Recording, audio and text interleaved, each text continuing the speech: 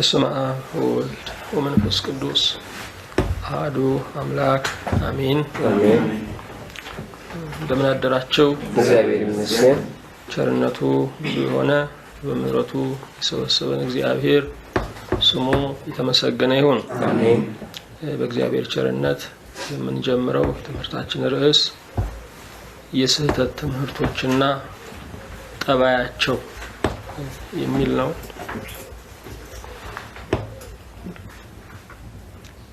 ወደ ትምህርቱ ከመግባታችን በፊት እንጸልያለን። አቤቱ አምላካችን ሆይ እናመሰግንሃለን።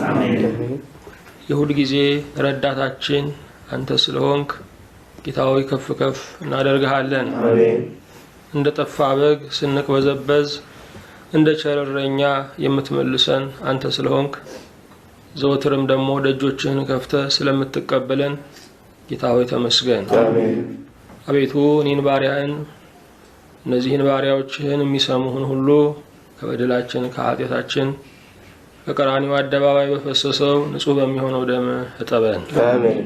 እንደ ቸርነትህ ጊዜውን ሰዓቱን ሁሉ አንተን የምናውቅበት በእውነት የምንጸናበት ለመታዘዝ ጉልበት የምናገኝበት በፍቅር ኃይል የምንሞላበት እንዲሆን እንጠይቅሃለን።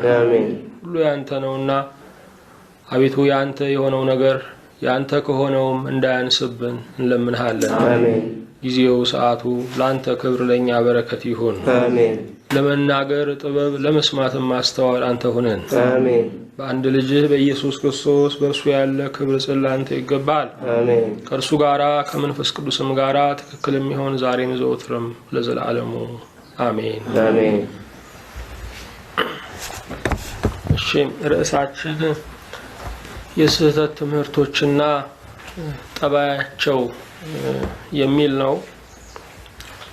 መነሻ የምናደርገው የማቴዎስ ወንጌል ምዕራፍ 7 ነው። የማቴዎስ ወንጌል ምዕራፍ 7 ከስህተት ትምህርት ስለመጠበቅ የተነገረ ክፍል ነው። ጌታችን ኢየሱስ ክርስቶስ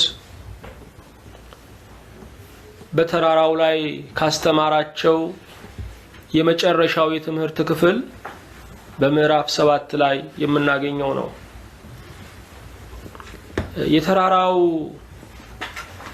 ስብከት 3 ነገሮችን ያርማል። የመጀመሪያው የተሳሳተ የኑሮ ዘይቤን ያርማል። ሁለተኛ የተሳሳተ አምልኮን ያርማል። ሶስተኛ የተሳሳተ ትምህርትን ያርማል።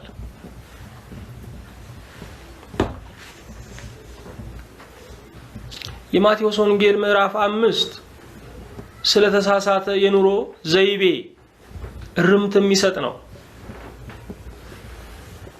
ከመሰረቱ ስላፈነገጠው ግንባታ የሚያትት ነው። ስለዚህ ማቴዎስ 5ን በይበልጥ አንቀጸ ብፁዓንን ስንመለከት ስንፈጠር እንደዚህ እንድንሆን ነበር የተፈጠር ነው። አንድ አናጢ ከላይ ቱምቢውን ይለቃል። ግንባታዬ ከመሰረቱ ስቷል ወይስ አልሳታም ወይ የሚለውን ለማረጋገጥ የተራራው ስብከትም የብፁዓን አንቀጽም ስንፈጠር ከነበረበት ዓላማ መሳታችንን የሚያሳየን መንፈሳዊ ቱንቢ ነው።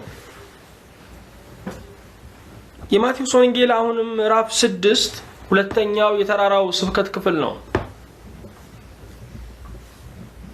በእግዚአብሔር ዘንድ ዋጋ ስለማያገኙ የአምልኮ መገለጫዎች ነው የሚናገረው። በዚህ ክፍል ላይ ጸሎት አለ፣ በዚህ ክፍል ላይ ጾም አለ፣ በዚህ ክፍል ላይ ምጽዋት አለ። የጸሎት ዋጋ ከፋይ እግዚአብሔር ነው። የምጽዋትም የጾምም።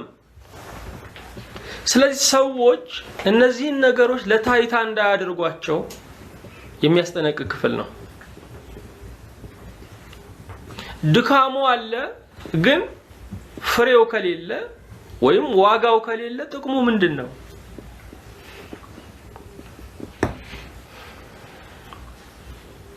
ስለዚህ ወደ እውነተኛ አምልኮት የሚመልስ ነው። ምዕራፍ 7 ወደ እውነተኛ ትምህርት የሚመልስ ነው። ጌታችን የስህተት ትምህርቶችን በሚመለከት በሰፊው ነው ያስተማረው።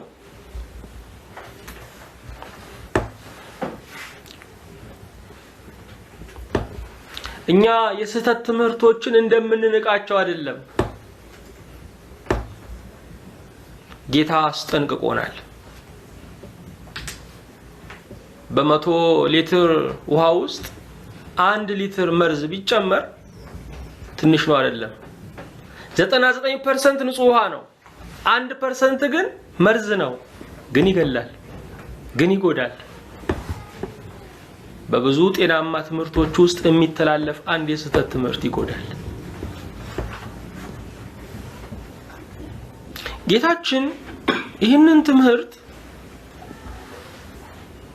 ሲያስተምር የስህተት ትምህርቶች እንደሚነሱ እያረጋገጠ ነው። ለምን ስንል ሁሉ ጊዜም በእውነት ትይዩ ሐሰት ቤቷን ትሰራለች።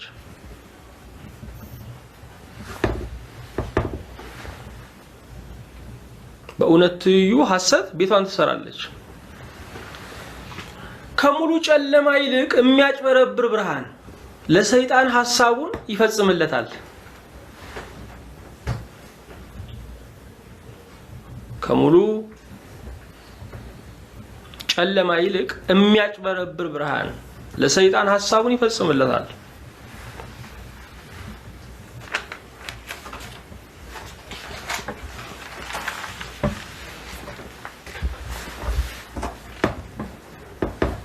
በክረምት ስትጓዙ በክረምት ጨለማ ስትጓዙ የሚረገጥ የሚመስላችሁ የሚያሰጥም ነው። ምክንያቱም የሚረገጥ የሚመስለው ያበራል፣ የሚረገጠው ድንጋይ ደግሞ ጨለማ ነው። ስለዚህ የሚመስሉን ነገሮች ሁሉ ትክክል አይደሉም።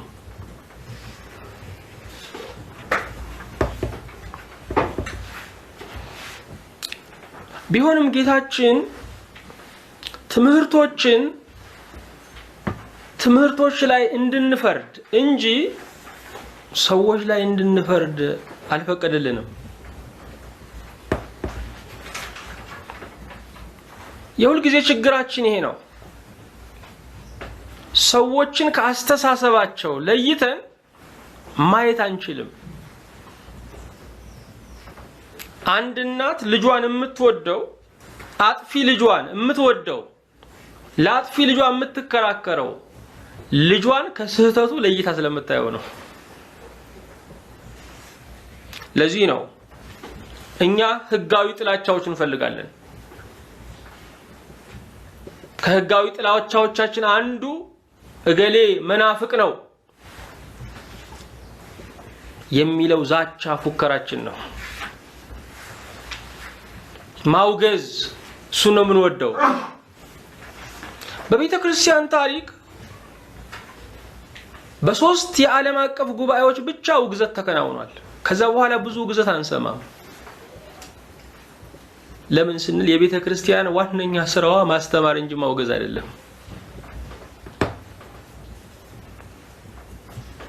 ስለዚህ ሰዎቹን ከስህተታቸው ለይተን ማየት አለብን። አንዳንድ ጊዜ ስህተቱን ያገኘነው ያህል ነው ሰዎቹን የምንመታው።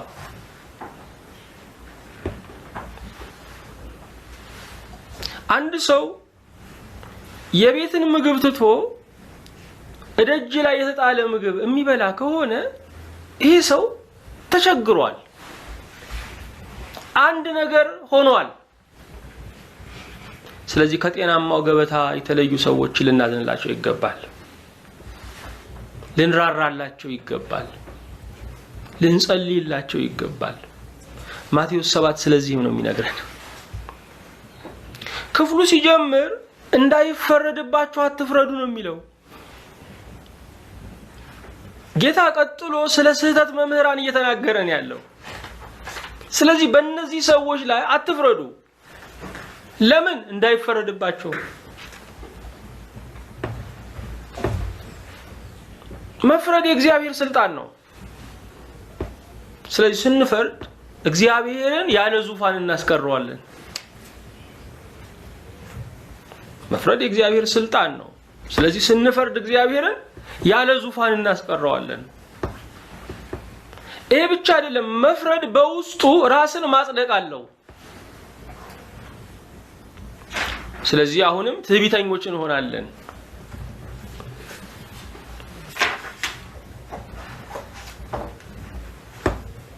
ዛሬ በፈረድንበት ስህተት ነገ ስንወድቅ የሚፈረድብን የፈረድነውን ነው።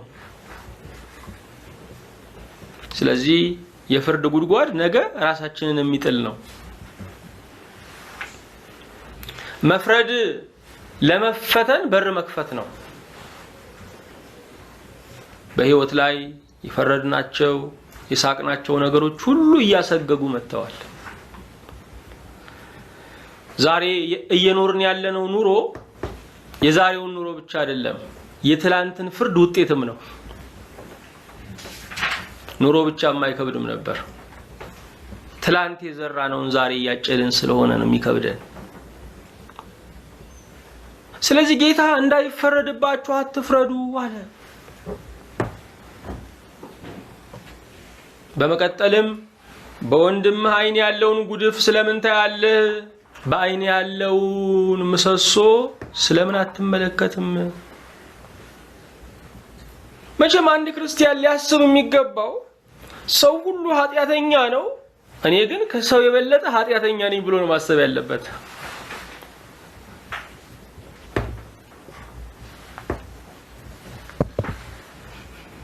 አንዳንድ ጊዜ ቸርነቱን መብታችን እናደርገዋለን። የእግዚአብሔርን ቸርነትና ጸጋ እኛ የምንጠቀምበት ለግል መጽናናት ነው። ለራሳችን እንጽናናበታለን፣ ለሌላው ግን ፍርድን እንለምናለን።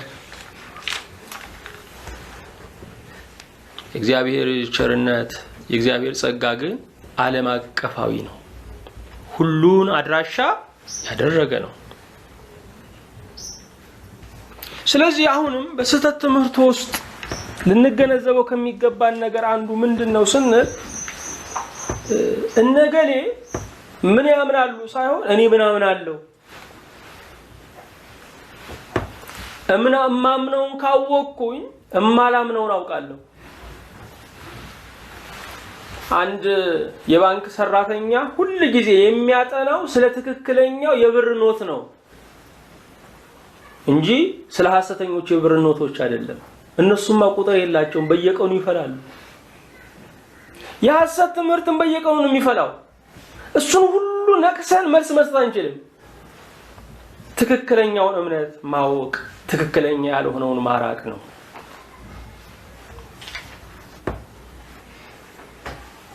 ስለዚህ በሌሎች ላይ አሁን ጥናት ለማድረግ አይደለም፣ እምናምነውን ለማወቅ ነው። ወደ ቁጥር 6 ስትሄዱ በእግራቸው እንዳይረግጡት ተመልሰውም እንዳይነክሷችሁ የተቀደሰውን ለውሾች አትስጡ፣ እንቋችሁንም በእሪያዎች ፊት አትጣሉ ይላል። ይሄ ውሾችና እሪያዎች የሚለው የሐሰት አስተማሪዎች የተፈጥሮ ስማቸው ሳይሆን የግብር ስማቸው ነው። ትምህርታቸውን በሚመለከት ብንጠቅሰው ችግር የለውም። ሰብዕናቸውን በሚመለከት ግን ብንጠቅሰው የስድብ አምሮታችንን እየተወጣን ነው። ትምህርታቸውን በሚመለከት ብንጠቅሰው ችግር የለውም። ሰብዕናቸውን በሚመለከት ብንጠቅሰው ግን የስድብ አምሮታችንን እየተወጣን ያለ ነው። መጽሐፉን ውሾች ይላቸዋል፣ ሪያዎች ይላቸዋል እያሉ ሰዎች የስድብ አምሮታቸውን ሊወጡ ይችላሉ። ግን እነዚህ ሰዎች ተፈጥሯቸው ውሻ አይደለም፣ ተፈጥሯቸው ሪያ አይደለም። ኑሯቸው፣ አመለካከታቸው፣ አስተምህሯቸው ነው። የእሪያም እንደገናም ደግሞ የውሻም አንድ ተመሳሳይ ባህሪ አላቸው። እሱ ምንድነው ስንል ጸድቶ ወዲያው መቆሸሽ።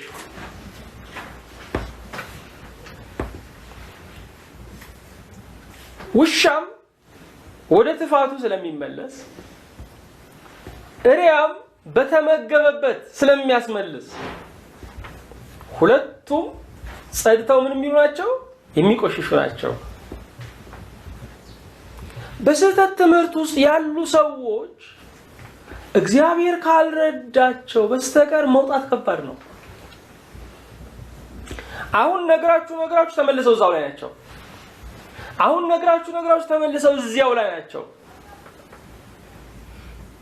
ስለዚህ በሐሰተኛ ትምህርት ውስጥ የተያዙ ሰዎች በማጥ ውስጥ እንደሚጓዙ መንገደኞች ናቸው። በማጥ ውስጥ የሚጓዝ ሰው የወጣ ይመስለዋል፣ ግን እዛው ነው ያለው። እዚያው ነው ያለው። ለዚህ ነው ዝቅ ብለን ስናነበው መንገዱ ሰፊ ነው የስህተት ትምህርት፣ መውጫው ግን ጠባብ ነው። ጠባብ ነው።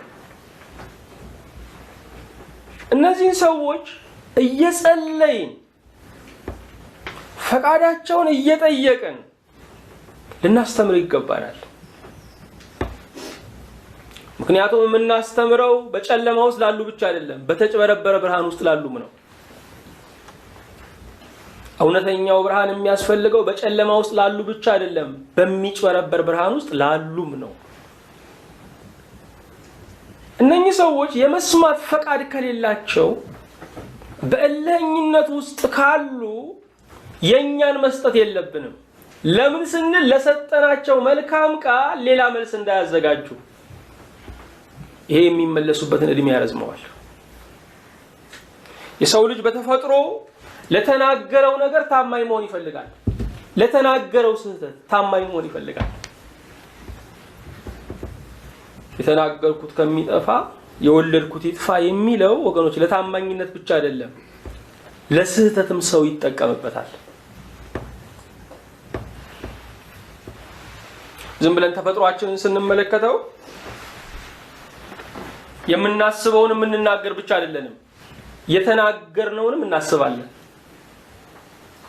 አንዳንዴ በድንገት ካፋችን አንድ ነገር ይወጣል። ከዛ በኋላ ያን ነገር እያጠነከርነው፣ አንቀጽ እየሰጠነው፣ ጥቅስ እያደራጀንለት እንመጣለን።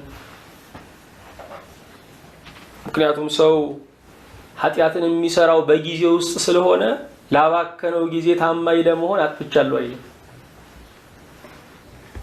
ሰው ኃጢአትን የሚሰራው በጊዜ ውስጥ ስለሆነ ላባከነው ጊዜ ታማኝ ለመሆን አጥፍቻለሁ አይልም። ብዙ ሰዎች እንደተሳሳቱ አውቀዋል። ግን ይሄ ሁሉ ዘመን እውነት ነው ያልኩትን ነገር ውሸት ከምል እንደተከበርኩ ማለፍ ነው የምፈልገው ነው የሚሉት። ግን ከከበረ ሞት የከበረ ቁመት ይሻላል። በእግዚአብሔር ፊት ክቡር መቆም ይሻላል። ከዚህ በምድር በመልካም ተሸኝቶ በሰማይ በመልካም አቀባበል ካላገኘ ምን ጥቅም አለው? ስለዚህ ለልህኞች ላልተዘጋጁ ሰዎች ዝም ብለን የምንወረወረው የእግዚአብሔር ቃል አለ ኢላማ እንደመተኮስ ነው። አለ ኢላማ የሚተኩስ ሁለት ነገር ያባክናል። አንደኛ ጥይት ያባክናል፣ ሁለተኛ ያለበትን አድራሻ ለጠላቱ ያሳውቃል።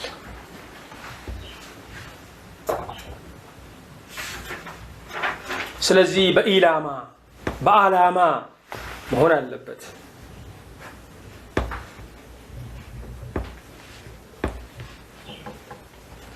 ተመልሰው እንዳይነክሷችሁ ነው የሚለው። በተናገራችሁት ቃል መልሰው ደግሞ እንዳያጠቋችሁ፣ እንዳይነክሷችሁ። ስለዚህ ጤናማው የእግዚአብሔር ቃል በዚህ ክፍል ውስጥ ምን ተብሏል? የተቀደሰ እና እንቁ ተብሏል። የተቀደሰና ምን ተብሏል? እንቁ ተብሏል። የተቀደሱ ምስጢራትን ለውሾች አንሰጥም መቼም። እንኳን የተቀደሰውን አይደለም ወገኖቼ፣ ውሾች ከኛ ጋር በገበታ አይቀርቡም። የተቀደሰው የልጆች እንጀራ ነው። ለልጆች የሚሰጥ እንጀራ ነው። እንቁ የትም አይጣልም ወገኖች፣ በከበረ ቦታ ነው የሚቀመጠው። አትጣሉ ነው የሚለው። ልብ አድርጉ። መጣልና መዝራት ልዩነት አለው። እምንዘራው በለሰለሰ መሬት ላይ ነው፣ መጣል ግን በጭንጫ ላይ ነው። ጭንጫ በቅልብ አያሰርግም፣ እርሻ ግን ያበቅላል፣ ያሰርጋል። ዘሩን ልብ ከፍቶ ይቀበላል። በመቀጠል ለምኑ ምን ይላችኋል? ለምኑ ብሎ ምን ይላል? ይሰጣችኋል። ለነኚህ ሰዎች ስለ እግዚአብሔር ስንነግራቸው፣ ስለ እውነት ስንነግራቸው ለመስማት ፈቃደኛ አይደሉም። ለእግዚአብሔር ስለነሱ ብንነግረው ግን ለመስማት ፈቃደኛ ነው። ስትነግሯቸው ለማይሰሙ ሰዎች ለሚሰማው አምላክ ንገሩላቸው። ስለዚህ ሁሉ ጊዜ መንገዱ ዝግ አይደለም ማለት ነው። ሰዎች ጆሮአቸውን ቢደፍኑ እግዚአብሔር ግን ጆሮን አይደፍንም። ሰዎች ስለ እግዚአብሔር አልሰማም ቢሉ እግዚአብሔር ግን ስለ ሰዎች አልሰማም አይልም። ስለዚህ ሁሉ ጊዜ ስራ አትፍቱ፣ በተከፈተው በር ግቡ ነው። የስብከት በር ሲከፈት መስበክ፣ የትምህርት በር ሲከፈት ማስተማር፣ የጸሎት በር ሲከፈት ደግሞ መጸለይ። ክርስቲያን ምን ጊዜም ስራ ፈታ አይደለም፣ ሁሌ በስራ ላይ ነው። ይልና ቀጥሎ የሚለው ነገር አለ። ከናንተ ልጁ እንጀራ ቢለምነው ድንጋይ የሚሰጠው፣ አሳ ቢለምነው እባብ የሚሰጠው ማን ነው? እናንተ ክፉዎች ናችሁ፣ በኃጢአት ተበክላችኋል። ግን በኃጢአት መበከላችሁ ለልጃችሁ ክፉ እንድትሆኑ አላደረጋችሁም። እኔም ስለኔ ልጆች ማራቸው አስባቸው ብትሉኝ እኔ ደጉማ በባህሪ መልካም ሆንኩት እንዴት እጨክናለሁ? እንዴት ክፉ ሰጣቸዋለሁ? ስለዚህ በስህተት ትምህርት ላሉት ሰዎች መጸለይ ያስፈልጋል ማለት ነው። እግዚአብሔር ማስተማመኛ ሰጥቶናል። ቅድም እንዳልኳችሁ ነው፣ መጸለይ የለም መፍረድ ነው ያለው። መቼም ሁልጊዜም ፍርድ የሚደራው ጸሎት ሲቆም ነው። ፍርድ የሚደራው ጸሎት ሲቆም ነው። መፍረድ ነው ያለው፣ መጸለይ የለም። ዝም ብሎ ቃል መወራወር ነው ያለው። የቃላት ተኩስ የቃላት ተኩስ ነው ያለው። ለዚህ ነው ሃይማኖትን የፍጅት ርዕስ ያደረግነው። ሃይማኖት የሰላም መንገድ ነው። ዛሬ ሃይማኖተኞች እያበዱ መንግስታት እየገላገሉ ነው ያሉት። ተገላብጦ መንግስታት ሲያብዱ ሃይማኖተኞች ነበሩ መገላገል የነበረባቸው፣ ማረጋጋት የነበረባቸው። ሃይማኖት ለዓለም የሰላም መፍትሄ መሆን ሲገባው የሁከት ርዕስ እየሆነ ነው ያለው። አሸባሪነት በሉት፣ ጽንፈኛነት በሉት፣ ሃይማኖት የወለደው ነው። እግዚአብሔር አምላክን ስም በከንቱ አትጥራ ነው የሚለው። እግዚአብሔርን የስህተት ተባባሪ ማድረግ ከባድ ኃጢአት ነው። በእግዚአብሔር ስም ሰው ይገድላል፣ በእግዚአብሔር ስም ይሳደባል። ይሄ እግዚአብሔርን የሐሰት ተባባሪ ማድረግ ነው። ከባድ ኃጢአት። አያነጻውም የሚለው ይሄንን ከቶ አያነጻውም እንዲህ ያለው። ስለዚህ ሃይማኖተኞች ወይም በሃይማኖት ስም የሚሰሩ ወንጀሎች በራስ ስም የሚሰሩ አይደሉም፣ ባለጥቅስ ናቸው። ባለጥቅስ ኃጢአቶች ቶሎ ገደብ አያገኙ።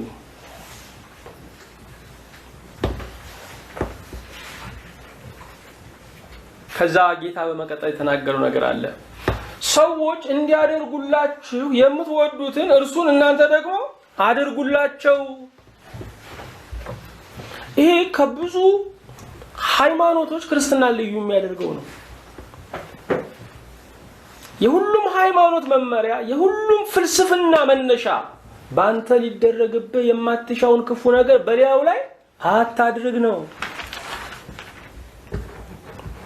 እየሰማችሁኝ ነው?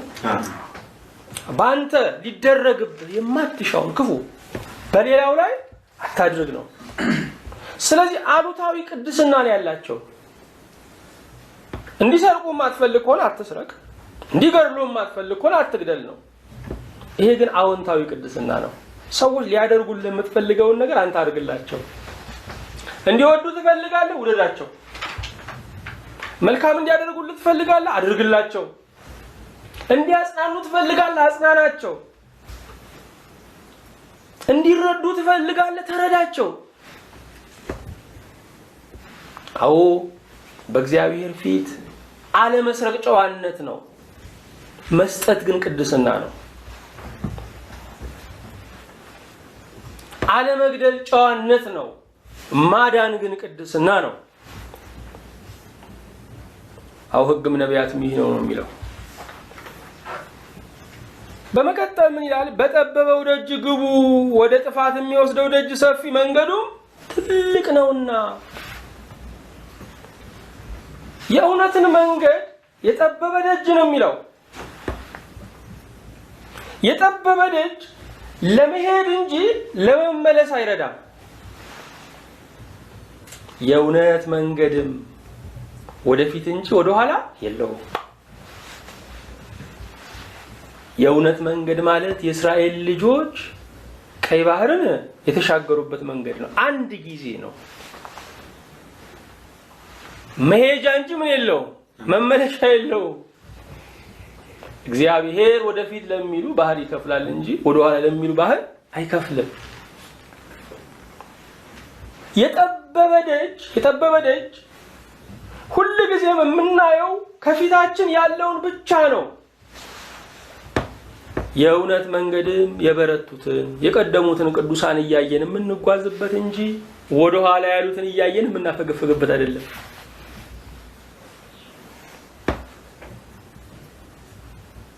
የጠበበው ደጅ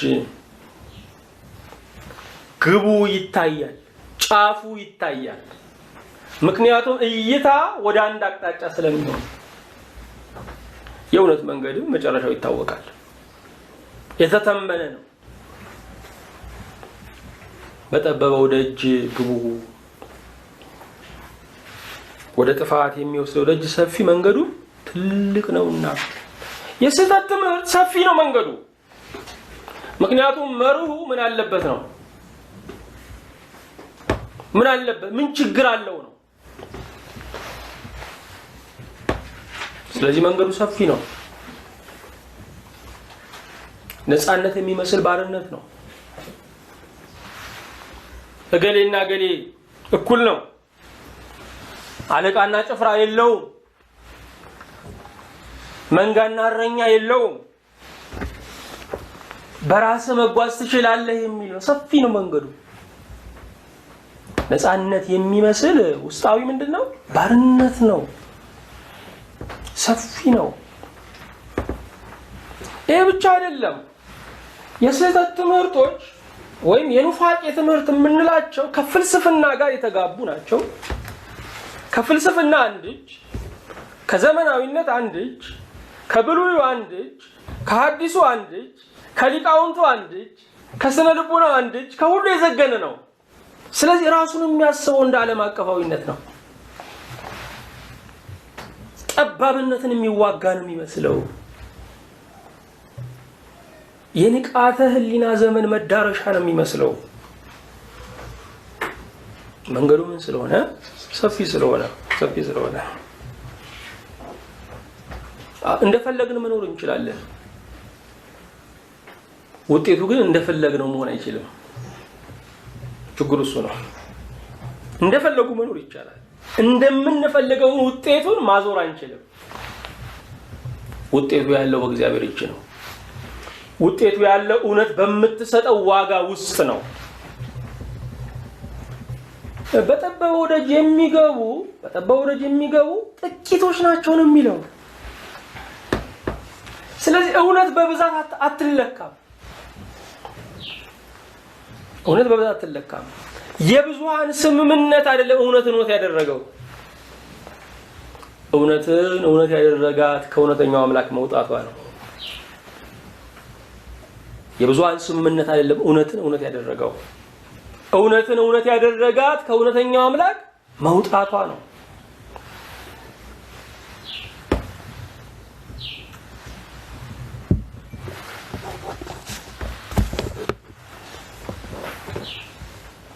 አዎ በሰፊው ደጅ የሚገቡ ግን ምንድናቸው? ብዙ ናቸው። ወደ ሕይወት የሚወስደው ደጅ የጠበበ መንገዱም የቀጠነ ነውና የሚያገኙትም ጥቂቶች ናቸው ይላል። ስለዚህ የእግዚአብሔርን ቃል የምንማረው ከጥቂቶቹ አንዱ ለመሆን ነው። ምክንያቱም እውነት በዚህ ዓለም ላይ የተጨቆነች ናት። እውነቱን ስትይዙ ሁሉም ሲያዋክባችኋል።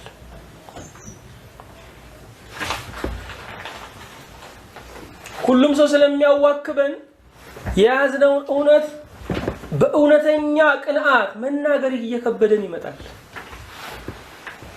አንድ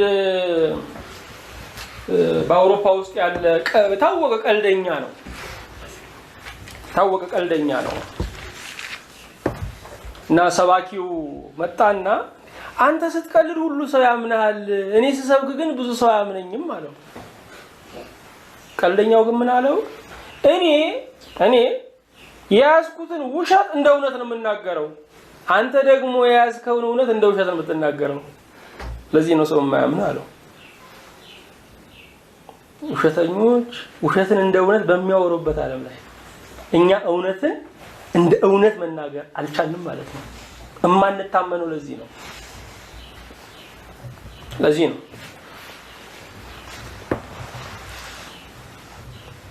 ማንታመነው ለዚህ ነው።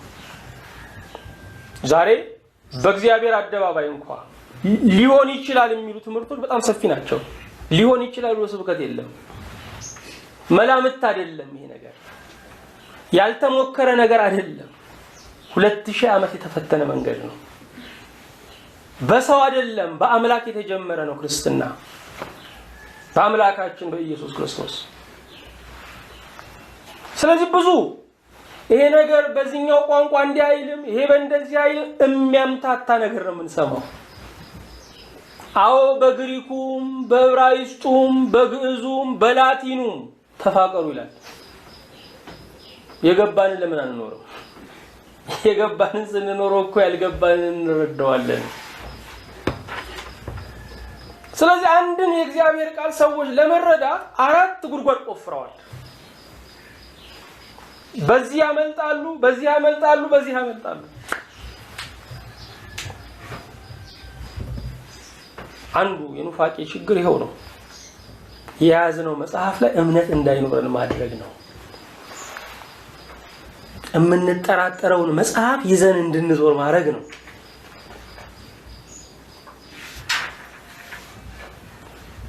ልብ አድርጉ ወገኖቼ፣ በመጽሐፍ ቅዱስ ሰራዊቶች ነው እየተገፋ ያለው።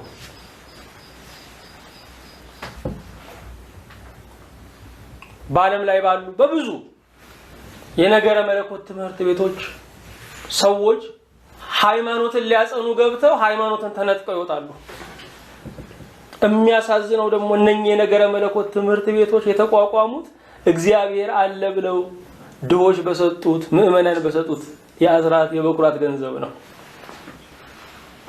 በእግዚአብሔር አለ በጀት እግዚአብሔር የለምን ሰው ተምሮ እንዴት ይወጣል?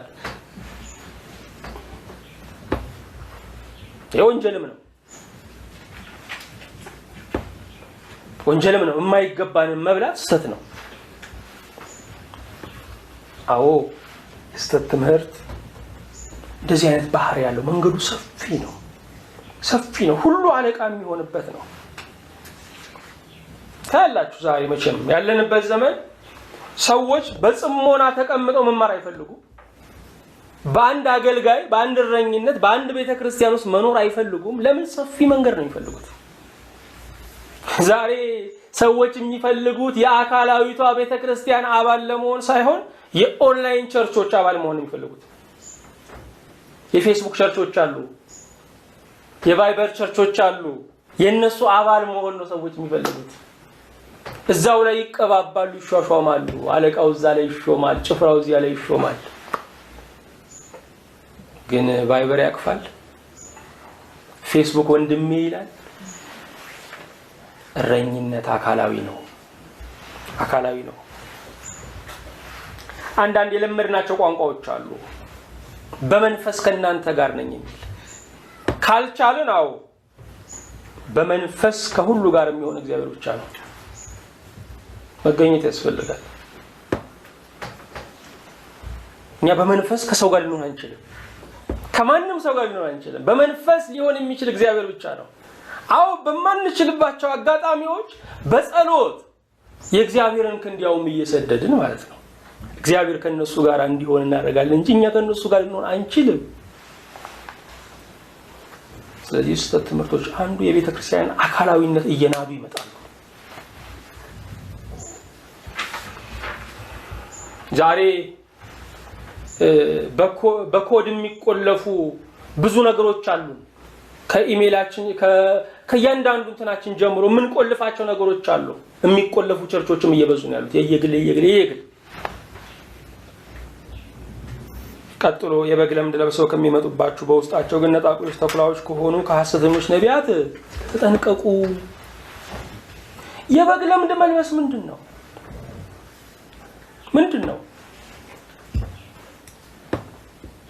በግ የምትበላ አይደለችም፣ የምትበላ ነች። ስለዚህ እነኚህ የበግ ለምድ የለበሱ ሰዎች የሚገፉ አይመስሉም፣ ግን የምንገፋ ነን፣ ስለ እውነት መከራ የምንቀበል ነን የሚሉ ሮሮ የሚያሰሙ ናቸው። ተኩላዎች አይታችሁ ከሆነ ሁሉ ጊዜ የሚቀላቀሉት በጎች በጽሞና ሲግጡ ብቻ አይደለም፣ ሲሮጡ ሩጫ ውስጥ የሚቀላቀሉት። ከዛ በኋላ የሆነ መንገድ ላይ ሲደርሱ አንድ አቅጣጫ ተኩላው ሲጥስ ጓደኛ መስሏት አብራ ያለችውን ትጥሳለች። ረጅም ጊዜ አብሮ ተጉዟላ። አዎ ሩጫችን መሃል የሚቀላቀሉ የስህተት አስተማሪዎች ሊኖሩ ይችላሉ።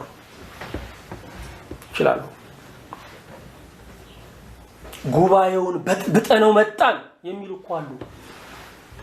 መበጥበጥ አገልግሎት ነው ወይ?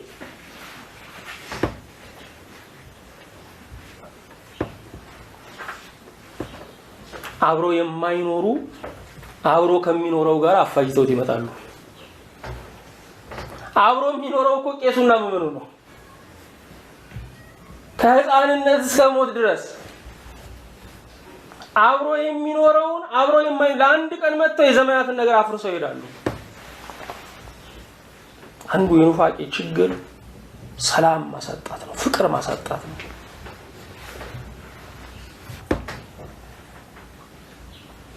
የበግ ለምድ ለብሰው ከሚመጡባችሁ። ስለዚህ በጎች ወደ ተኩላዎች መንደር ባይሄዱ፣ ተኩላዎች ግን ወደ በጎች መንደር ይመጣሉ።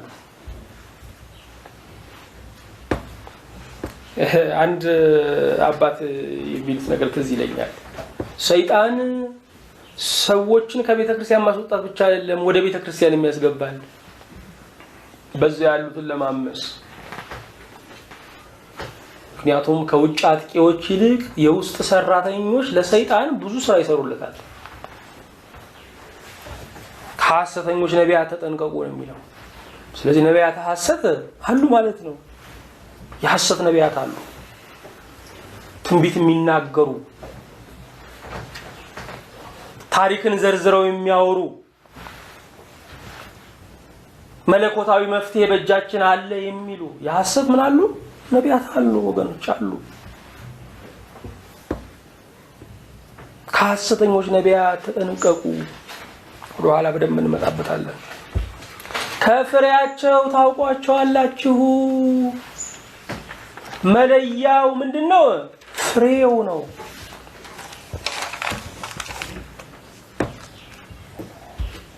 ከእሾህ ወይን ከኩርንችት በለስ አይለቀም። ምን ማለት ነው? ክፉ ነገር መልካም ነገር ሊያፈራ አይችልም። ባህሪው አይደለማ። ወንድ ልጅ አምጦ መውለድ አይችልም።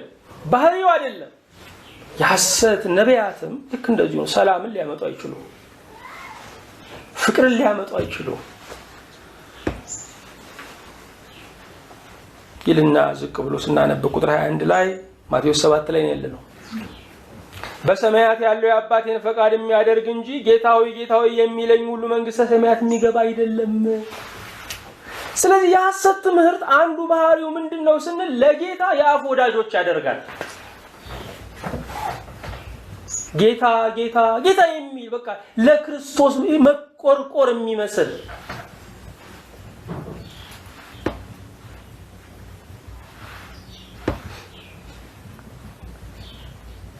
ዛሬ ብዙ እንሰማለን። በእውነት መዝሙሮች ከላይ እስከ ታች ተዘምረው የእግዚአብሔርን ስም የማይገባባቸው አሉ። ጌታ ጌታ ጌታ የሚሉ ጥሩ ነው፣ ጌታ ነው እሱ። ግን በዓለም ላይ ብዙ ጌቶች አሉ። ጌታ ኢየሱስ ክርስቶስ መሆን አለበት። ጌታ እግዚአብሔር፣ ጌታ መንፈስ ቅዱስ መሆን አለበት። ወገኖቼ እንደው ጌታ ይባርክ ብዙ እንሰማለን አይደል? ብዙም አይደለም ወይ ጌታ እግዚአብሔር ይባርክ ማለት ስመ እግዚአብሔርን መጥራት መልካም ነው። በሰማያት ያለው የአባቴን ፈቃድ የሚያደርግ። ስለዚህ የሐሰተኛ ትምህርት አንዱ ባህሪው ምንድነው ስንል ለእግዚአብሔር የአፍ ተቆርቋሪ ያደርጋል። የአፍ ተቆርቋሪ ያደርጋል።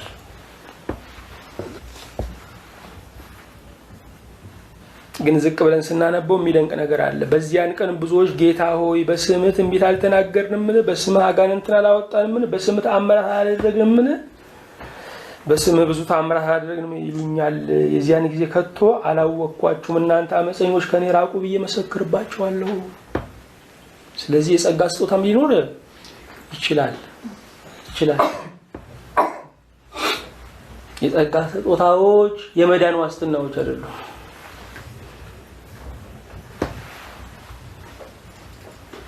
አላውቃችሁም ቢላቸው አዎ ዛሬ ነው ጉዳዩ።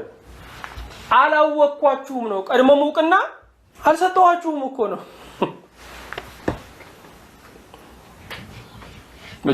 የመጨረሻው ቀን እኮ በግና ፍየልን ይለያል እንጂ ጌታ የመጨረሻው ቀን በግና ፍየል አያደርገንም። በግና ፍየል ሆነው የኖሩት ናቸው የሚለዩት። የዛን ቀን የመለየት ቀን ነው እንጂ የማድረግ ቀን አይደለም። ያ ቀን አላወቅኳችሁም። ስለዚህ አጋንንትንም ማውጣት ይኖራል ማለት ነው። በአዲስ ቋንቋ መናገር ይኖራል። ተአምራት ማድረግም ሊኖር ይችላል። ሁሉም ተአምራት የሚያደርግ ግን ሐሰተኛ ነው ማለት አይደለም። ቃሉም እንደዛ አይደለም። በስሜ ይላል። ሁሉም እንደዚህ አይደሉም። ግን የሐሰት መምህራን እነዚህን ነገሮች ሊያደርጉ ይችላሉ። በእውነት ወገኖቼ እኛ እንኳን ለሚሆኑ ተአምራቶች እኮ አይደለም እኮ ለሚመስሉ ተአምራቶች እንኳን ልባችን ስስ ነው። አንዳንድ እንደው እዚህ ዘመናዊ ቁማር የሚጫወቱ እንኳን እነሱ ሳይቀሩ እኮ ስንቱን ሰልበውታል።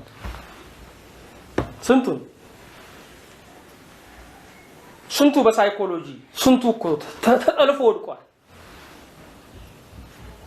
ምክንያቱም ሳይኮሎጂ ሰዎችን ካረዱበት ራስ ላይ ነው የሚሞከረው። መፍትሄው ምንድነው? ጌታ ችግር ብቻ ለሚናገር መፍትሄውን ይናገራል።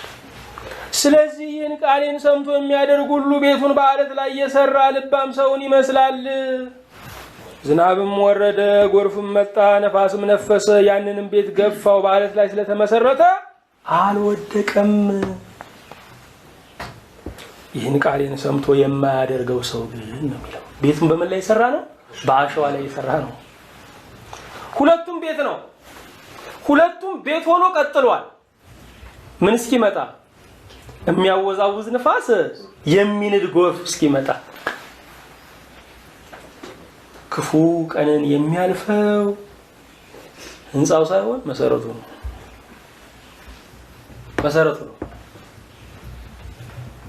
ዛሬ ሰላም ሊሆን ይችላል። ስለዚህ ያሸዋውን ቤት ያሸዋውን መሰረት የሐለቱን መሰረት ሁለቱም ቆመው ሊሆን ይችላል። ንፋሱ ምንድነው? ኑፋቄ። ብዙ ጊዜ ከነፋስ ቀጥሎ ምን ይመጣል? ጎርፍ ይመጣል። እታችሁ ከሆነ ጎርፍ ይመጣል። መናፍቃን የሚያስነሱት ደግሞ ምን አለ? ጎርፍ፣ መከራ አለ። ምክንያቱም የዚህ ዓለም ነገስታት ስልጣናቸው ይቆይ እንጂ ላሸነፈን የሚረዱት ለምን ስንል የዚህ ዓለም ነገስታት የሚያመልኩት ወንበራቸውን ነው። የሐሰት መምህራን እነሱን እስከደገፏቸው ድረስ የዚህ ዓለም ነገስታት ይደግፏቸዋል። ለዚህ ነው እነ አትናቴዎስን የመሰሉ ትልልቅ ቅዱሳን አባቶች ከመንበራቸው ብዙ ጊዜ ይሰደዱ የነበረው በመናፍቃን አቅም አልነበረም። መናፍቃን ይደግፉ በነበሩት በነገስታቱ አቅም ነው። ለምንድን ነው? ሰፊ መንገድ ስለሆነ ይሄ ኑፋቄው መንገድ ሰፊ መንገድ ስለሆነ መተጣጠፍ ይችላል። ፖለቲከኛ ይሆናል፣ የዘመኑን ርዕዮተ ዓለም ያቀነቅናል። መተጣጠፍ አይከብደውም። ሰው በነፍሱ ከፈረደ እኮ ሰው ምንም ሆነ አይከብደውም። ሰማይን ሲያስቡ ነው ብዙ ነገር ከባድ እንጂ ምንም ማድረግ አይፈራም ሰው ነፍሱን ካላሰበ። ስለዚህ ነፋሱንም ጎርፉንም ለመቋቋም መሰረቱ የቃል መሰረት መሆን አለበት። ቃል መሰረት መሆን አለበት። ብዙ ጊዜ የሐሰት ትምህርቶችን ዝም ብለን እንሰማለን ወይ ምላሽ አንሰጥም። ዝም ብለን እንጋታለን። ልብ አድርጉ። እምነት ከመስማት ነው የሚለው አይደል? መስማትም በእግዚአብሔር ቃል ነው። እምንሰማውን ያሳመነን፣ ስለዚህ የምንሰማውን የሚያስክደን ጌታ ለዚህ ነው ምን እንድትሰሙ ተጠበቁ አለ። መስማት ቀላል ነገር እንዳይመስላችሁ፣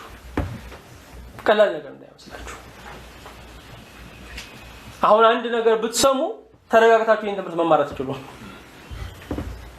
አካላችሁ ተቀምጧል፣ ልባችሁ የለም። አቅላችሁን ፍጹም ያስታችኋል፣ ከቋማችሁ ያናውጣችኋል። ስለዚህ መስማት እኛ እንደምንንቀው አይደለም። ለምን ስንል ጆሮ የህሊና መስኮት ነው። ሐሳብ የሚጸነሰው ከመስማትም ነው። ስለዚህ መስማት የህሊና ገባር ነው፣ የሐሳብ ገባር ነው። ገባር ደግሞ አንድ ቀን ትልቅ ወንዝ ይሆናል።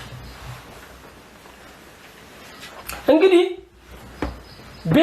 ቤት ህይወታችንን፣ ቤት አንድነታችንን፣ ቤት ቤተክርስቲያናችንን በምን ላይ መመስረት አለብን? በአለት ላይ መመስረት አለብን። አለቱ የእግዚአብሔር ቃል ነው። እግዚአብሔር ይመስገን። ጴጥሮስን አንተ አለት ነህ ሲለው የተራ ድንጋይ አይደለም ወገኖቼ፣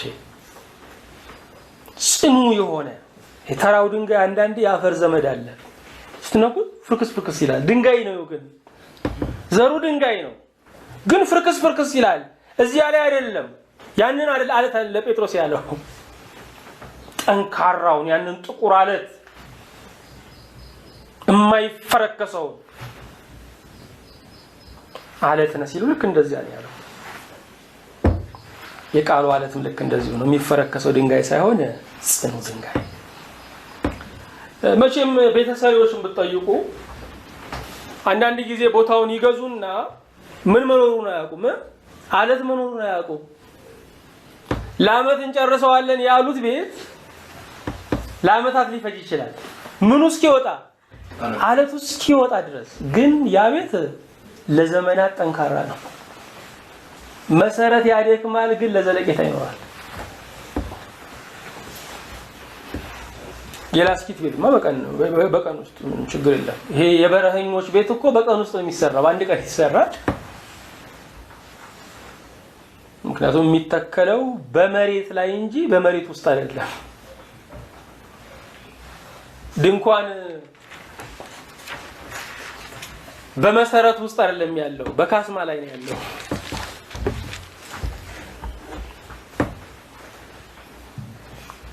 ስለዚህ ይህንን ቃልን ሰምቶ ምን የሚለው ነው የሚለው የሚያደርገው ነው የሚለው። የሚደንቅ እኮ ነው። የሚያደርገው አንድ የሚጠነቀቅም ነው፣ ሁለት በህይወት የሚገልጠው ነው። የእግዚአብሔርን ቃል ለመረዳት ማጥኛዎች፣ የትርጓሜ መጻሕፍቶች፣ መምህራን አስፈላጊ ናቸው። የእግዚአብሔርን ቃል ግን በዋናነት የምንረዳው መክፈቻ ቁልፉ ምንድነው ስንል መታዘዝ ነው። ምክንያቱም ለመታዘዝ ስለተጻፈ የሚገባን ስንታዘዝ ነው።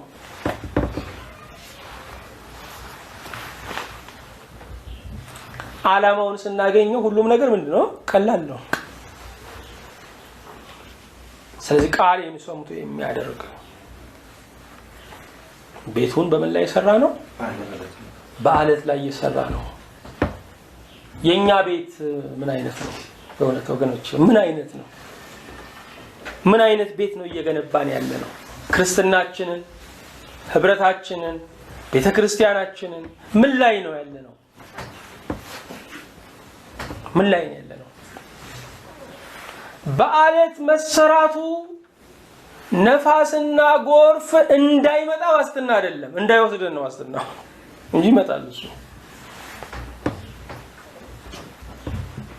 ስለዚህ ጸንቶ መጠበቅ ጥሩ ነው። ቆሞ መጠበቅ ጥሩ ነው።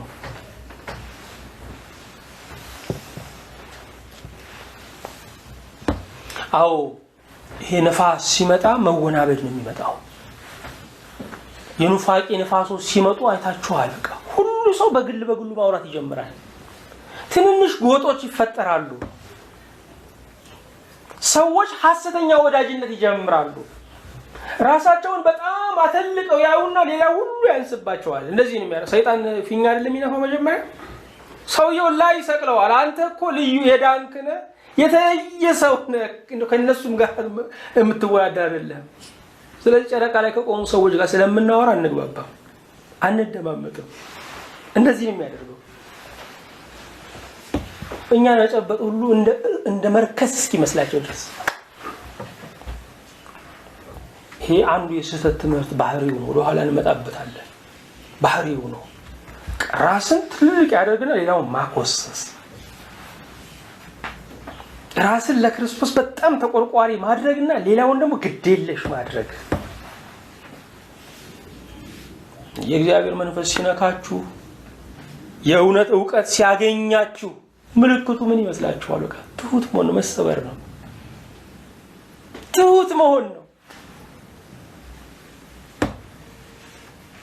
እንጂ